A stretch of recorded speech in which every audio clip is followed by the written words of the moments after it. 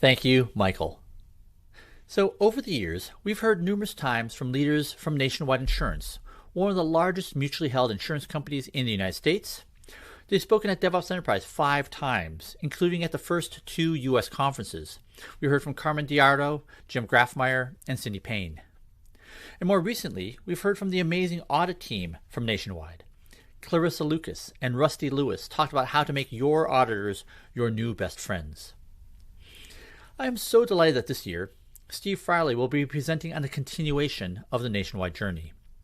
So until 18 months ago, he was VP of Technology, where he guided over 200 software development teams as part of the Software Development Services organization, from which so many of the stories that were featured here at this conference came from.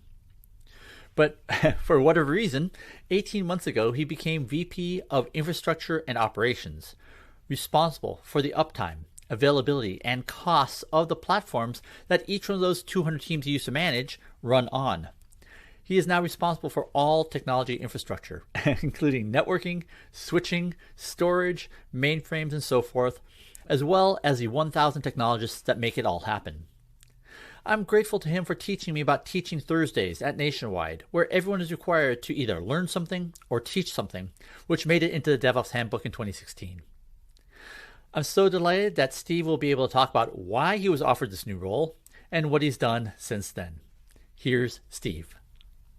Thank you very much, Gene. Happy to be here at DevOps Enterprise Summit 2021. As Gene mentioned, we've been here many times from Nationwide, and happy to be back and tell a little bit different story. I'll tell you a little bit about myself, kind of how I got into this infrastructure role in this story, but really this is a story of our journey in DevOps, which started many, many years ago, and how maybe we left infrastructure behind and what we're doing to bring infrastructure into the picture. And as Gene said, my new role is Vice President of Infrastructure and Operations, what we know as hosting solutions in Nationwide.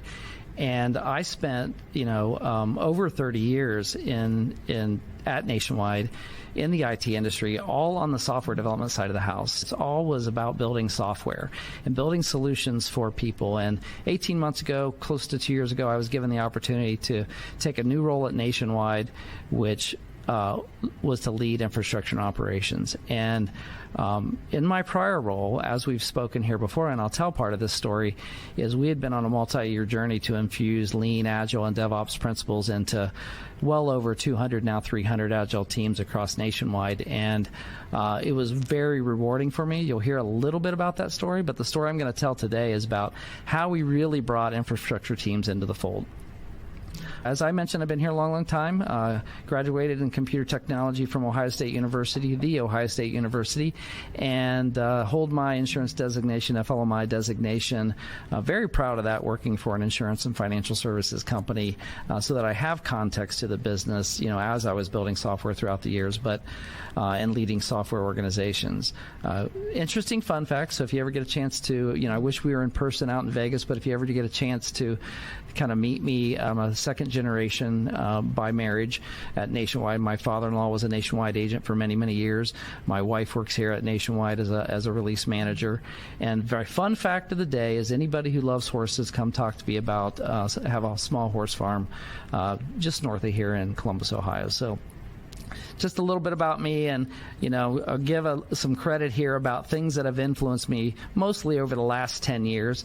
And you can see a little credit to Gene there, DevOps Handbook, the Phoenix Project, some credit to Mick Kirsten and Project to Product, as both Gene and Mick have presented here at Nationwide at what we know as now called Tech Expo, was called TechCon, at our conferences as we've worked that journey.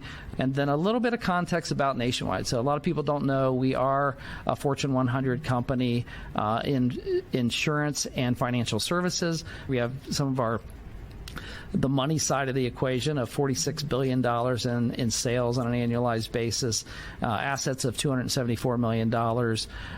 We have an investment portfolio of $125 billion. We're actually number one in what we know as public sector 457 retirement plan management. We're actually number one in pet insurance. We're number one in insuring farms and ranches, which I hold a farm policy myself on my little horse farm. And so we do a lot of great things, a big company. So this is an at-scale kind of conversation today. With that said, you can see the context of nationwide technology as well. So, we have about 8,400 technology workforce of associates and contractors working on our technology on a regular basis. We're articulating now about 300 plus software development agile teams, we call lines here at Nationwide.